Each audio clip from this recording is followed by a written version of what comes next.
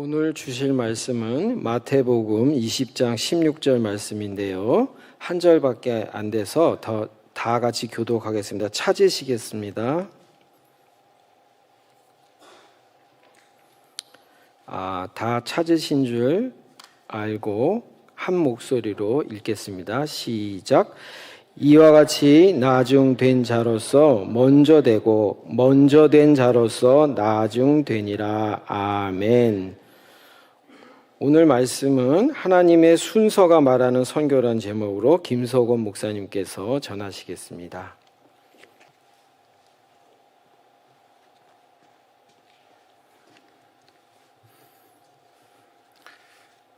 양 집사님 목소리가 저렇게 좋으신 줄 오늘 처음 알았는데요. 계속 설교까지 마저 해주셨으면 딱 어울리는 목소리인데 사실. 예, 제가 설교를 하는데 성경 구절 하나 갖고 설교한다니까 여러분이 익사이팅하게 느끼셨을지 모르지만 사실은 오늘 전체 본문 마태복음 19장 16절부터 여기 20장 16절까지의 말씀입니다. 무슨 말인가 하면 또 항상 그렇듯이 오늘 설교를 가지고 여러분이 또 집에서 한번 전체 본문들을 보시면서 연구를 좀 해보십사 하는 바람이 있습니다. 시작 이야기로 여러분 평등에 대한 이야기로 좀 시작할까 합니다. 요즘 저희가 평등에 대해서 굉장히 민감하죠. equality. 사람들이 뭔가 페어하지 않다 그러면 참 견디기 어려워하는 그런 분위기가 있습니다. 한국도 특별히 그렇지만 호주라고 다르지 않아요. 그래서 이제 컴페티션 룰을 정하거나 뭐 이런 것 컨트롤할 때 조금만 무슨 unfair한 평등하지 않은 공평하지 않은 것들이 생기면 사람들이 굉장히 민감해합니다. 그래서 뭐 여러분도 알다시피 호주에서도 우리가 무슨 뭐라 그러죠? 셀렉티브 스쿨이나 이런 것들 아이들 보내려고 애들일 때 할 때 과연 그게 지금 평등하게 아이들을 제대로 평가해서 보내고 있는가? 이런 거 갖고 맨날 싸워요. 여러분 뉴스 보시면 아시다시피. 특히 우리 젊은 사람들도 요즘 평등에 대해서 민감합니다. 그래서 조금이라도 뭐 나를 대하는 게 딴 사람하고 차등이 있다 이러면 못 견뎌하죠. 근데 그런 여러분들에게 좀 안 좋은 소식이지만 현실은 별로 공평하지 않습니다. 공평하지 않은 게 옳다 이런 뜻이 아니라요. 그냥 공평하지 않다고 얘기를 드리는 것입니다. 여러분도 들어본 적이 있는 그 마이클 샌들이라고 하는 하버드 대학의 윤리학 교수가 있습니다.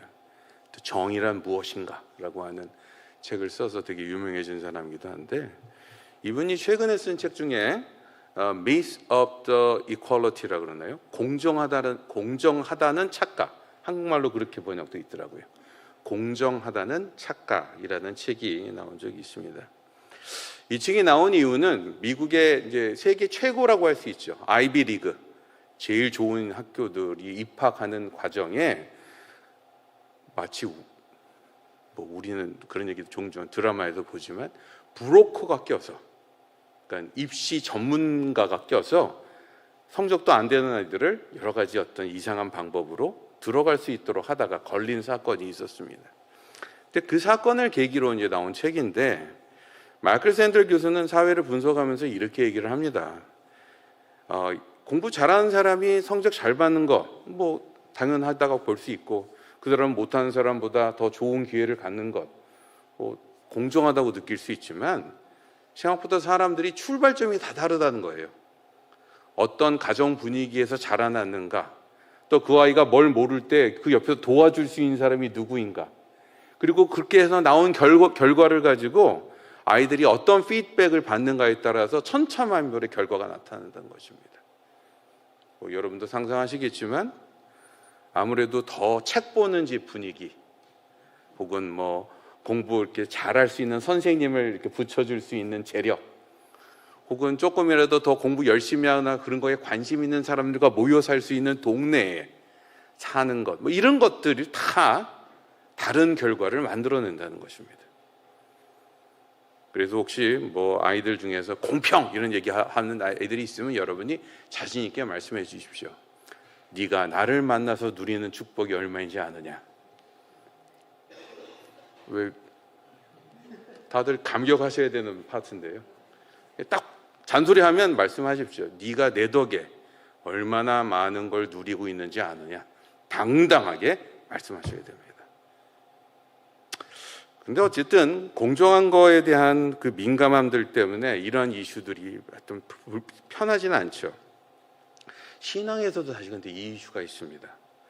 오늘 여러분과 나눌 본문은 아까도 얘기 드렸다시피 마태복음 19장 16절부터 마태복음 20장 16절까지의 큰 이야기입니다. 크게 두 개로 이루어져 있는 이야기고, 특히 오늘 여러분이 읽은 이 성경 구절이 나와 있는 20장 1절부터 16절의 파트는 여러분도 잘 알고 있는 제목 있죠? 포도원 일꾼의 비유입니다. 포도 일꾼의 비유. 무슨 말이겠어요? 포도원 주인이 포도 딸 때가 돼서, 수확할 때가 돼서 사람을 모으는데 시간을 다 다르게 해서 사람 모아놓고 다 어떻게 했다고요? 임금은 똑같이 주더라. 이건 불공평의 끝판왕입니다. 분노할 수밖에 없죠. 근데 이 20장의 내용들을 잘 이해하시려면 여러분 19장 16절부터 읽으셔야 됩니다. 이게 패키지예요. 두 가지 얘기가 연결돼서 나와 있는 구조입니다. 19장 얘기는 뭔지 아시죠? 부자 청년의 질문의 이야기입니다. 부자 청년. 어떤 부자 청년이 와서 예수님께 어떻게 하면 영생을 얻겠어요? 라고 묻죠. 답이 뭐가 나오죠? 정말 하나님을 사랑하는, 우리가 흔히 말하는 모세율법을 정의하는 가장 큰 대의를 예수님께서 설명해 주면서 그렇게 하고 있는가 물어요. 율법을 철저하게 지키고 있는 이 사람 입장에서는 아마 자기는 잘하고 있을 거라고 생각했을 것입니다. 근데 문제가 있었어요. 예수님이 그 얘기를 듣고 어떻게 반응하셨죠? 네가 갖고 있는 걸 몽땅 다 팔아서 나눠줘라, 이렇게 얘기를 하십니다. 우리가 흔히 이 얘기를 듣고 무슨 예수님께서 반자본주의적 사상을 가지시지 않은가 이렇게 생각하실 수 있지 모르겠지만 그런 것은 아닙니다. 왜냐하면 이 부자 청년은 적어도 자기가 갖고 있는 재산 안에선 율법이 요구하는 수준의 구제와 사람들을 돕고 교회 일을 하고 한 거 다 했던 사람이라는 뉘앙스가 되게 강해요. 근데 예수님께서 지금 요구하시는 게 뭐죠? 하나님께서 보시기에 합당한 수준, 그러니까 하나님께서 원래 우리를 만들기 원했던 그 거룩함 수준에 맞추기 위해서 어느 정도까지 해야 되는가 이렇게 물었을 때, 네가 하는 그런 정도의 베품, 그런 종류의 헌신, 그런 종류의 노력은 미안하지만 그거에 미치지 못한다, 이 얘기를 하고 계신 겁니다. 바로 이 점 때문에 26절이 이제 9장의 핵심이에요. 19장의 핵심. 뭐라고 나오죠? 역시 우리의 구원은 우리의 힘으로 된 게 아니라 하나님이 하시는 것이다. 이렇게 결론이 나옵니다. 근데 이렇게 얘기를 하고도 또 사람들은 뭐 틈만 나면 거리를 찾아서 그래도 예수님, 제가 좀 괜찮지 않아요? 제가 뭔가를 해서 구원을 좀 얻을 만한 거리가 있지 않겠어요? 이런 얘기를 너무 하고 싶어 합니다. 그래서 이제 누가 등장해요? 이럴 때 잘 등장하는 사람 있죠. 배씨. 누굽니까? 베드로가 등장을 합니다. 베드로 자기 입장에서는 자기가 하고 있는 일도 다 뒤로 하고 예수님을 따랐으니 자기가 보기에는 그래도 그 부자 청년만큼 자기가 하고 있다고 좀 느꼈던 것 같아요. 난 그래 다 버리고 나왔다고. 그러면서 예수님, 제가 이렇게 버리고 나왔는데 저는 어떻습니까? 이렇게 물어보는 그런 분위기가 나옵니다. 근데 예수님께서 그렇게 나오시는 답 얘기를 보면 굉장히 충격적인 얘기가 나와요. 어쩌면 이제 모든 것을 버리고 주님을 따르는 것, 그냥 자기가 갖고 있는 가진 것을 버리는 정도가 아니라 자기가 갖고 있는 재산을 팔아서 나누는 정도가 아니라 모두 버리라 그래요. 집이나 형제나 부모나 자식이나 재산, 전토라고 나오죠. 모든 것을 다 부정하고 다 버려야지 그 기준에 맞춰진다, 이렇게 얘기를 합니다. 그리고 그 기준에 맞춰질 때 마지막 주님께서 오시는 그날 주님이 뭐로 오세요? 심판자로 이 땅에 오시잖아요. 그때 나와 함께 이 땅을 심판하는 그 자리에 있게 될 거다, 이렇게 얘기를 하시는 것입니다. 여기서도 등장하는 게 뭐예요? 우리가 하나님의 기준에 맞출 수 있다는 착각, 우리의 힘으로, 우리의 어떤 수준으로, 우리의 노력으로, 우리의 괜찮음으로, 우리가 하고 있는 어떤 종교 생활로, 우리가 갖고 있는 어떤 열심으로 그 수준에 맞출 수 있다는 생각들을 처참하게 밟으시는 것입니다. 그리고 나서 나오는 것이 19장 30절에 나오는 결론이에요. 사실 오늘 읽으신 본문하고 똑같은 내용이 좀 다르게 표현돼서 나옵니다. 뭐라고 나와요? 먼저 된 자로 나중되고 나중된 자로 먼저 될 것이다. 이렇게 표현을 한 것입니다. 그러면 이제 19장에 이런 얘기들을 바탕으로 20장 얘기가 이제 설명이 되는 거예요. 근데 여기서 특별히 예수님께서 염두에 두고 말씀하신 것은 자기가 좀 하나님 앞에서 괜찮다고 생각하는 그룹이 있었기 때문에 이 얘기를 하시는 겁니다. 자기가 그래도 하나님 앞에서 좀 그럴듯하다고 생각하는 그룹이 여기서 누구예요? 이스라엘 사람들, 뭐 바리새인들이라고 얘기할 수도 있고 일부 이스라엘 사람들이 거기에 해당되는 사람들이었어요. 그리고 나서 이제 20장 얘기에서는 조금 더 충격적인 얘기를 진행하십니다. 아까도 얘기 드렸듯이 이거는 이제 포도원 비유죠. 추수 시간이 다가왔어요. 그래서 사람을 모으는데 당연히 아침에 일 시작할 때 사람 모을 땐 하루치 일당으로 사람을 모으는 게 당연할 텐데 추수가 되게 급했던 모양이에요. 그래서 주인이 중간에 또 나갑니다. 사람을 또 구해요. 그리고 또 일 진행되다가 중간에 또 나갑니다. 그리고 또 사람을 구해요. 이런 식으로 일들을 해서 결국 일을 마치고 난 다음에 미안하지만 이 일 시간에 상관없이 모든 사람에게 똑같은 양의 월급을 지불하는 얘기가 나옵니다. 근데 여기서 이 얘기 전체에서 재밌는 것들이 한 두 가지 정도가 나오는데 하나는 일당으로 데나리온이라는 걸 준 거예요. 데나리온은 사실 성경에도 종종 나오지만 로마인들하고 거래해서 쓰는 화폐 단위입니다. 그러니까 이게 무슨 말이냐면 지금 이 얘기를 하실 때의 스케일이 유대인들끼리 지금 종교 얘기, 어떻게 보면 하나님 앞에서 하나님께서 어떻게 사람을 쓸 것인가 뭐 이런 얘기들을 하는 것 같은데도 그 스케일은 뭘 염두에 두고 얘기하는 거예요? 이스라엘 사람들끼리만 얘기하려고 그러시는 게 아니라 로마, 다시 말해 온 세상을 다 포함해서 지금 얘기를 하시는 것입니다. 두 번째, 중간에 사람 찾으러 나갔을 때 재밌는 게 있지 않아요? 사람 찾으러 나갔을 때 우리가 여러분 지금부터 6시간 일할 분 모읍니다. 그러면 사람들이 막 달려왔다 이렇게 나와 있지 않아요. 우리가 텔레비전에 보면 한국에서 일당 구하는 사람들이 있을 때 버스가 딱 오면 샥 몰려들어서 타고 싣고 가잖아요. 이런 그림이 아니고요. 나갔더니 막 서성대는 뭘 해야 될지를 몰라서 방황하고 있는 사람들이 등장을 합니다. 그리고 그 사람들을 만나서 일하러 갑시다. 초청을 해요. 이 사람들은 영문도 모른 채 그래요? 그리고 쫓아가는 거예요. 뭘 뜻하는 거겠어요? 그 구원의 기회가 조금도 그 사람들의 괜찮음이나 그 사람들의 위대함이나 그 사람들의 똑똑함이나 그 사람들의 열심 때문에 이루어진 일이 아니다 얘기를 하는 거예요. 철저하게 봉잡은 거예요. 철저하게 봉잡았다.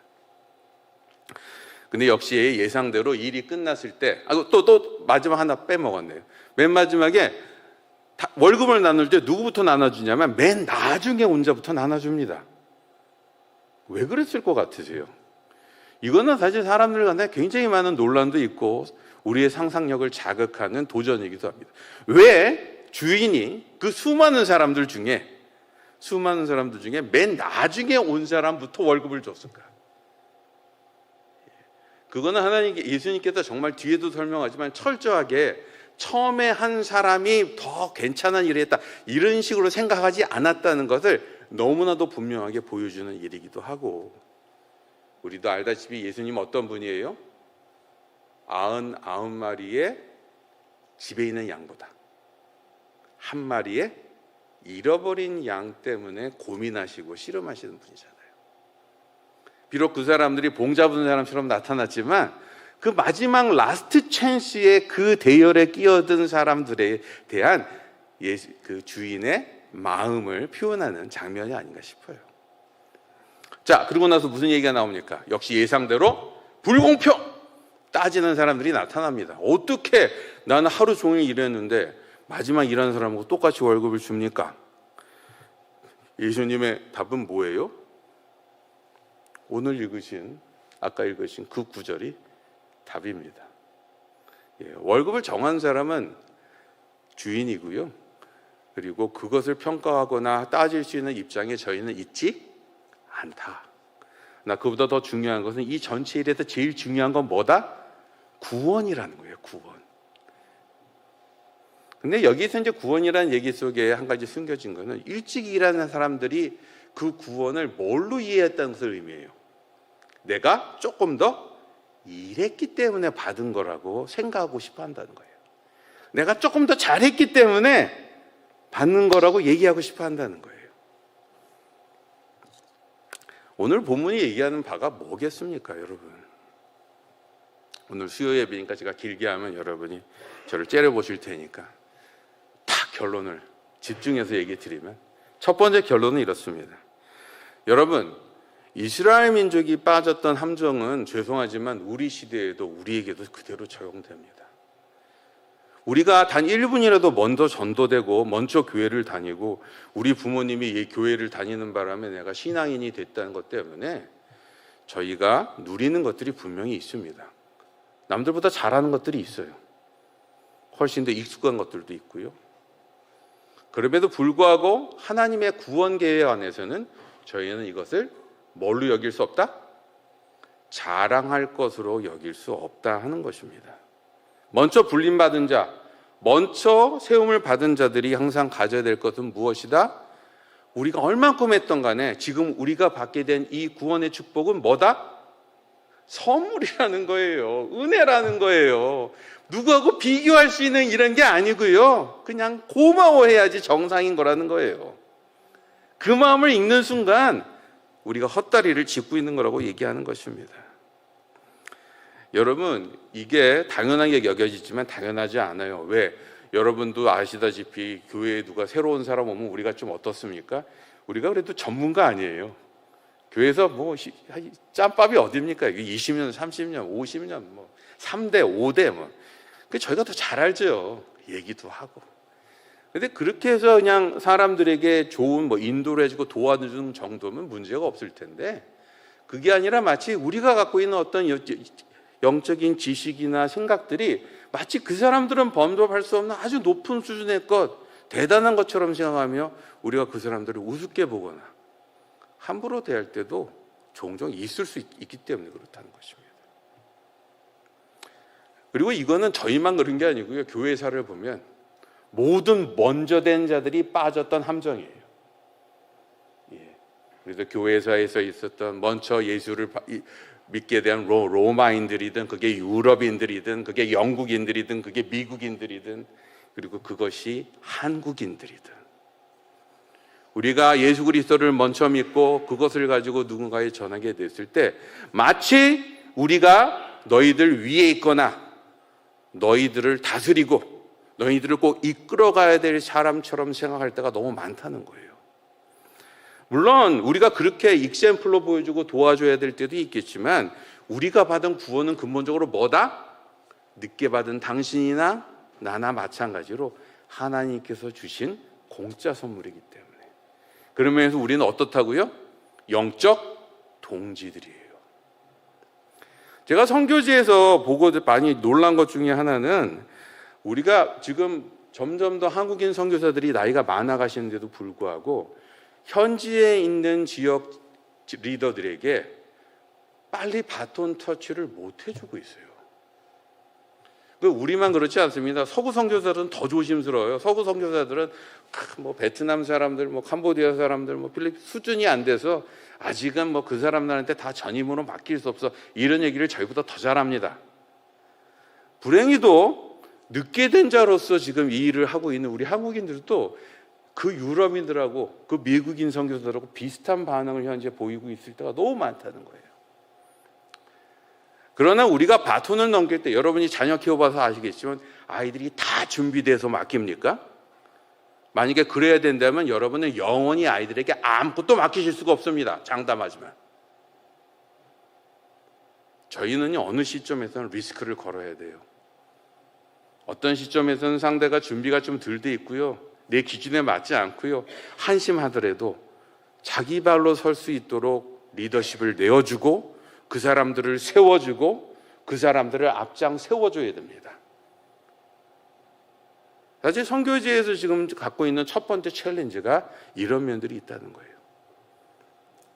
그래서 어떻게 보면 영락교회에서도 선교를 가지고 많은 관심을 갖고 실험을 하시지만 여러분께서 어떤 활동을 하시든 어떤 지원을 하시든 다시 말해서 이것이 정말 그쪽 사람들을 나중된 자를 세워주는 일들로 하고 있는지 저희가 좀 더 치밀한 고민들과 시도들이 필요한 시점이 아닌가 싶다는 거예요. 두 번째로 넘어갑니다. 두 번째는 뭐예요? 우리가 하는 선교는 기본적으로 예수님의 마음을 쫓아가는 거여야 됩니다. 마지막 한 영혼에 대한 애타는 마음이요. 바로 이 점 때문에 우리네 선교가 커다란 어떤 이펙트를 만들고 보다 많은 사람들을 모으고 보다 큰 어떤 일들을 만들어내는 것보다 더 중요한 건 뭐겠어요? 우리가 전하는 복음에 닿는 그 각 개인들이요. 한 사람이요. 그동안 한국 선교나 또 많은 어떤 그 서구 선교의 일들은 가능한 리소스를 딱 부어주면 최대의 효과를 낼 수 있도록 뭔가 해보자 이런 것들이 되게 강했어요. 큰 교회를 세우고 큰 프로젝트들 하고 큰 일을 벌이고 그런 것 갖고 열광했죠. 근데 많은 선교사님, 특히 은퇴하신 선교사님들이 많이 말씀하시는 게 그렇더라고요. 내가 일을 해봤더니 그 많은 거창한 껍데기 화려한 일들이 실제로 너무 실속이 없었더라.